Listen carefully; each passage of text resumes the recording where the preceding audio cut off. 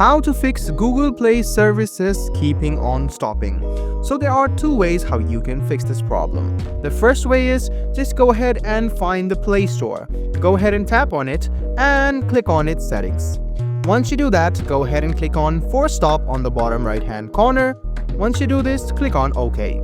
You can find storage. Go ahead and go to the storage of Google Play Store and you can see some cache memory has been stored. Go ahead and tap on Clear Cache.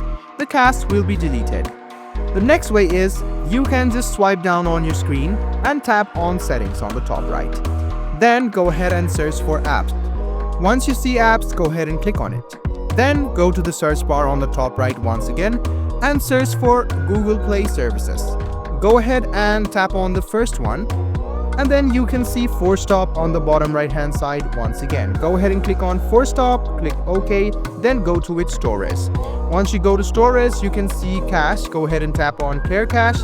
Try opening Google Play. If there are some problems of Google Play services still keeping on stopping, you can see the option of Clear Data. Go ahead and click on Clear Data and then you can easily click on Clear All Data, and this way your Google Play services will be stopped showing and it will run smoothly.